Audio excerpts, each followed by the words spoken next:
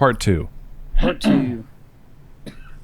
Also, another idea would be to share how to stage your career, whether that's becoming a flash artist or a custom artist, and how do you take these steps to knowing when to charge more and when to do a bigger piece and when to try all this stuff. Like, basically teach them the ratio of, how fast are you booking, how booked are you, and then how much leeway and how much power do you have in dictating what your next move is, whether that's something artistically or even monetarily. And that's so situational. It's knowing when and when not, and then even the how too. But he's asking when. When can someone jump up? When do you know it's time to level up? When can you start taking on bigger pieces? When do you know that you can raise your rates, right? He's asking when. But the answer is different depending on the individual or the artist. I will go as far as to say is the desires of your heart are foreknowledge of your future. There's so many of you out there that have been doing the same thing day in and day out, doing the same type of pieces. But the desire of your heart for a while now has been, like some guys decide, remember when Chris Powell, wanted to just go strictly to being a black and gray artist. He's a realism artist, did color jams, and was good at it.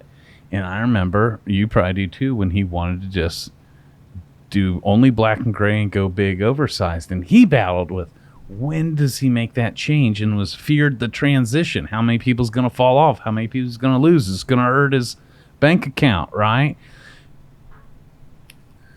And he eventually crossed over and made that switch and is so fucking successful doing large, oversized black and gray pieces, making more money than he's ever made. But when did he make the shift?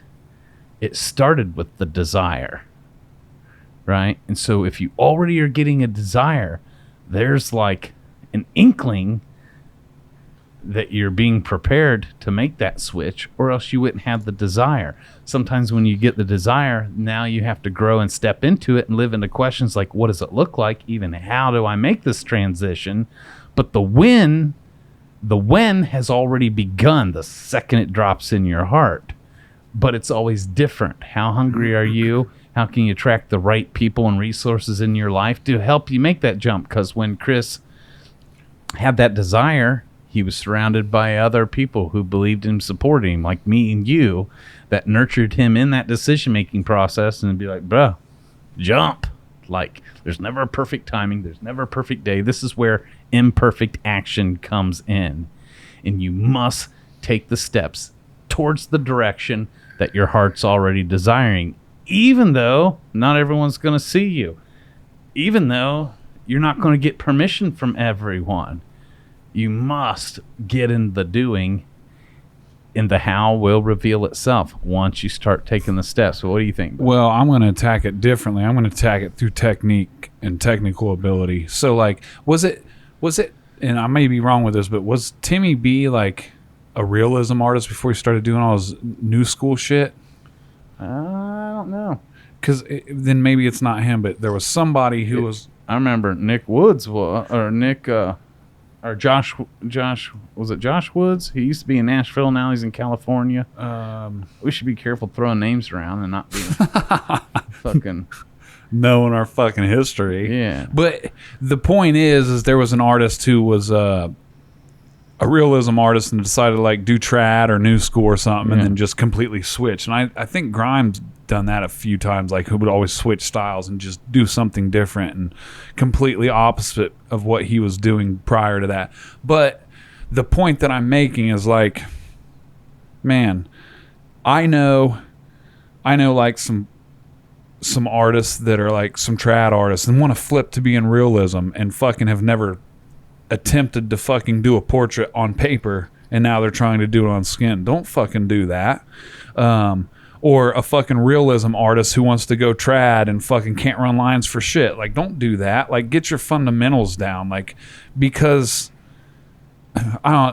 what I'm trying to get at is if you suck at fucking running lines and your shading blows ass and like your desire is now to fucking do like big oversized fucking Arlo tattoos of fucking double exposure and faces and ships fucking floating out of foreheads and shit, like that's cool, but like can you even do it on paper, I guess is what I'm trying to address, because like everything that Matt said is 100% accurate. Like all the internal shit is pointing in certain directions, but like you got to be able to walk it out and back it up. Exactly. Like be good at being an artist. Like, you know, if you're a shit truck, and look at it honestly, because like there were times when I thought I was doing some dope shit.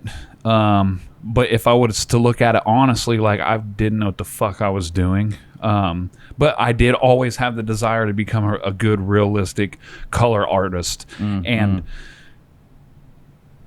instead of like putting the fucking horse or the buggy in front of the horse, I did what I guess would be proper steps, is like I tightened up my technical side, and I got good, and I got to a point to, again, having some credibility to like position myself to start living into that dream. You're right, and it's both. It's internal and external. You got to have both, you know, because I've shared this on the show before. You know, I was already on walls, on canvas, developed a realism artist.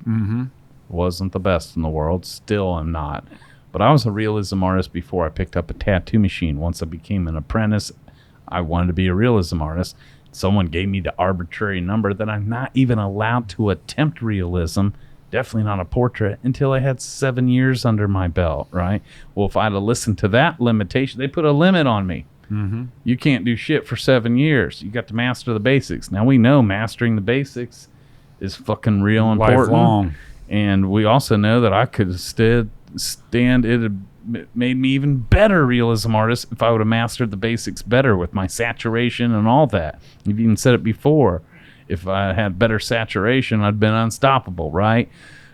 But I was already a realism artist. Well, thank God. But the desire in my heart, so I didn't allow someone else's opinion because I had some technical to back it up. And 16 months later, I won Tattoo of the Day for a portrait I did of Ani DeFranco. And I became a realism artist in under 2 years versus 7. I followed the desire of my heart as my technical ability, but I was able to back it up. So you do need both. Yeah. And sometimes, let a dude dude that wants to be a realism artist, and if he can't back it up, let him try and do a portrait and find out. Right the fuck now. That'll humble you. So many people that think, oh, that shit look easy till they try it, and then they get discouraged as fuck. Like, oh God, this is way harder than I thought, you know. Or, and I'm agree. So I've always loved like realism and doing it even as a kid. And when I first came into the industry, I shared it. Like I hated traditional. It seemed simple and dumbed down art to me. As I've matured now, I've just got nothing but love for it. I wear some of it. I appreciate the fuck out of it. I try to do it. And it's funny because the same thing, like, you could be a fucking master oil painter, get a machine in your hand and think like, oh, traditional, it ain't shit. I'm going to crush this and fucking have wonked ass fucking lines and fucking trenched out, fucking using too many colors in a color palette and just not even understanding like whip shading. Cause I remember the first time I seen things like that, I thought like seeing the MOA, which for our listeners is method of application, like the whip.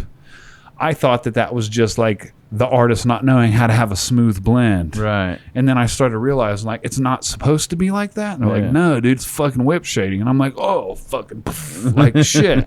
So it's on purpose. Yeah, it's on purpose. And I'm like, okay, well, I still don't like it. So I had to like grow into it. And that's always been an issue with me is like, because I think even when I played music, like when it was my turn to do a solo, like I had to fucking shred and hit arpeggios and everything. And it's like, no, it can be more loose and heartfelt versus like super technically sound, So some of it, when we did a tattoo artist we looked up to, one of my favorite artists and still is Winston the Whale. And like, he's got clean fucking lines, saturation, and is very, very original. But he's not like fucking spending 6 hours drawing in the fucking beard, Yeah, right. and it fucking works and it's beautiful and I get it. But to do that, if you're a realism artist and you go to tattoo and try to run fucking clean lines like he does and saturate the way he does, and I'm sure it fucking heals beautifully, you're gonna have some fucking trouble trying to do that. Yeah. So it's it's either both sides. Just fucking get better and get good and focus on getting good. Yeah. The money will fucking come. But back to your question, when I'd simplify it and say whenever the fuck you want to, and then the clarity will come in the doing. When pull the trigger, you may fall flat on your face. Those L's that you're taking should be lessons to keep you in the game. When should you raise your prices? The second you feel like you should. And once you do that and you get the feedback, you're going to learn a few things.